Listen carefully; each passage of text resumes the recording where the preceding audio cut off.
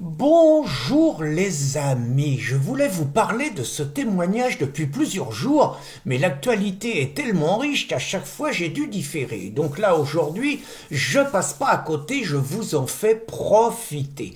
Il y a donc une semaine, je suis allé à des obsèques et c'est la première fois de ma vie que je vais à des obsèques de quelqu'un que je ne connaissais pas. Je vais vous expliquer. Donc je suis déjà allé, je faisais le compte comme ça avant de vous faire cette vidéo.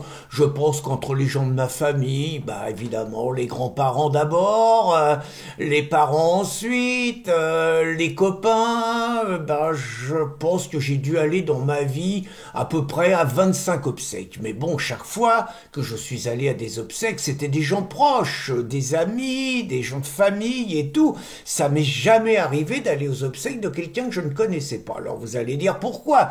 Eh bien écoutez, je suis dans un petit village de 1500 habitants et donc j'ai appris qu'il y avait un jeune homme de 35 ans, par ailleurs un pompier volontaire, qui s'était tué au volant de sa voiture, arbre percuté, on ne sait pas les raisons.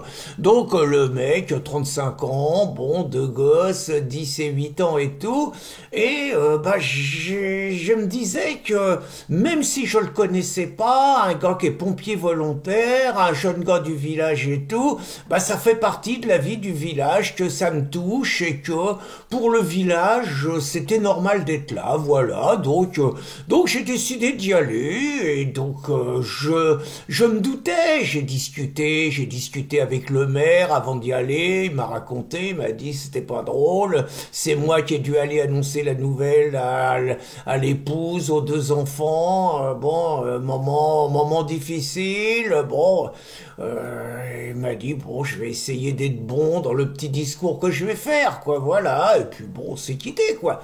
Et donc je suis arrivé à l'heure des obsèques, et c'était impressionnant parce que je vous dis, petite ville de 1500 habitants, l'église était absolument pleine, ils avaient mis des sièges partout, même derrière l'autel et tout.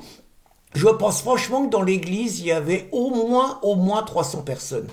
Et 300 à 350 personnes. Et ce qui était le plus impressionnant, c'était que dehors, il y avait 250 personnes. Ce qui signifie que sur un petit village de 1500 personnes, vous aviez 600 personnes qui étaient aux obsèques. C'est la première chose qui était impressionnante.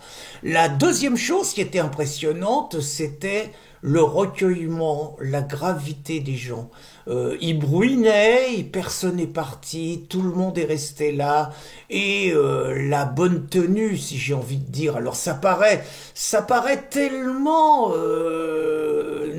tomber sous le sens normalement de dire que les gens se tiennent bien. Vous aviez par exemple personne qui était en train de regarder son téléphone tout le temps. Les gens étaient vraiment dans le recueillement. Le mec était motard. Vous aviez 500 motards. Le mec avait 35 ans. Donc des gens de son âge. C'était vraiment très intergénérationnel.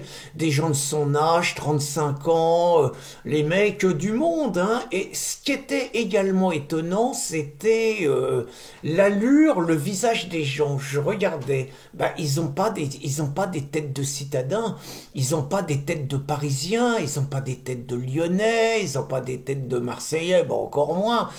Les mecs, c'est la France rurale, et bien évidemment, je vais revenir sur Mélenchon, c'est la France rurale, les mecs ont des visages durs.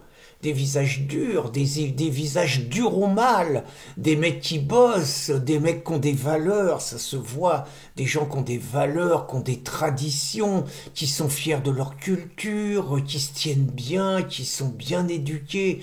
C'est pas rien tout ça. Et puis, je voyais ça, je me disais, parce que vous cogitez, vous êtes plus d'une heure et demie dehors, c'est long, c'est vrai, en plus c'est bruine.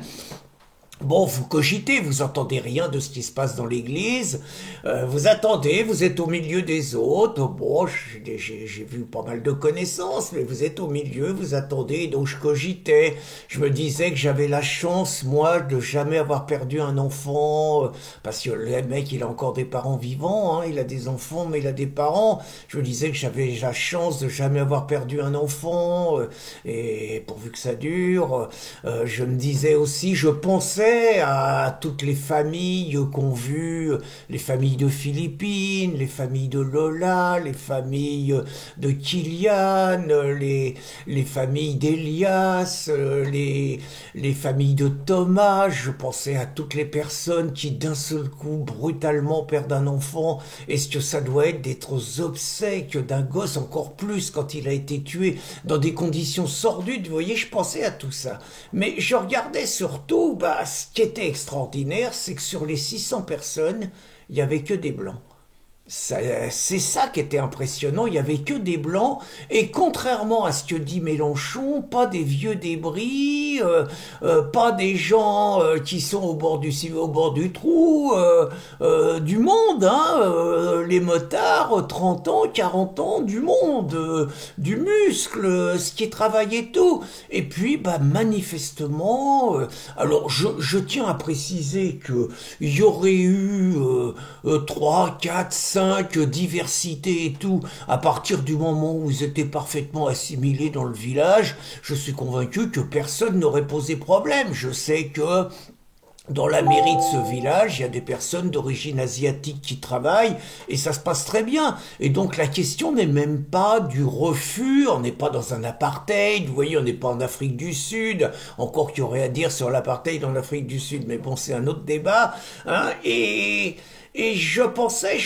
quand je voyais ça au discours, je vous ai mis la vidéo naturellement, au discours de Mélenchon. Et à ce mépris, vraiment à ce mépris de la ruralité, à ce mépris de la France des campagnes, à cette volonté de la grand remplacer, à cette volonté de lui substituer ce qu'il appelle sa nouvelle France, qui sont que les gens des banlieues islamisées, qu'il appelle les banlieues, qu'il appelle les quartiers populaires. Et je me disais que d'abord, ce mec Mélenchon était quand même une pourriture finie, une ordure finie qui manifestement a un discours de guerre civile et qui ne nous pardonne pas à nous d'avoir préservé quelque part une France qui est vérolée dans les petites villes, dans les villes moyennes et qui est pourrie dans les grandes villes à cause de toute l'immigration qu'il a imposée dans certains quartiers. Et je ne dis pas que tous les immigrés posent problème, hein, bon ok, faut pas que je le répète à chaque fois, mais il vaut mieux le faire au niveau juridique, donc je ne dis pas ça, mais je dis que plus il y en a, et moins il y a d'assimilation, et plus il y a d'islam, et plus il y a de problèmes, ça me paraît tellement évident.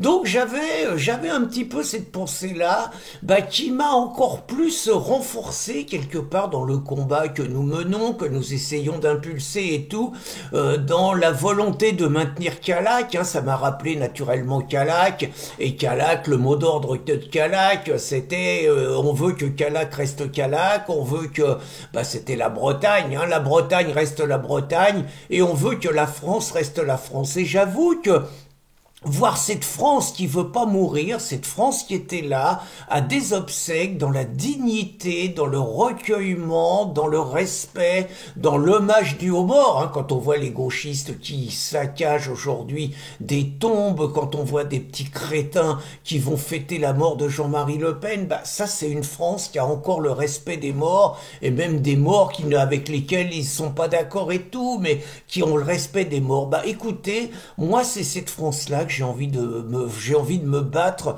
pour sauver cette France-là, pour défendre cette France-là, pour que mes enfants, pour que mes petits-enfants aient la chance que j'ai aujourd'hui, que je me suis donnée, de vivre dans une France qui est encore la France et de ne plus vivre dans une France ensauvagée, dans une France qui n'est plus la France, dans une France qui s'islamise de plus en plus, dans une France orange mécanique, dans une France qui s'ensauvage et dans une France où vous avez peur pour vos enfants, vous avez peur pour vos proches.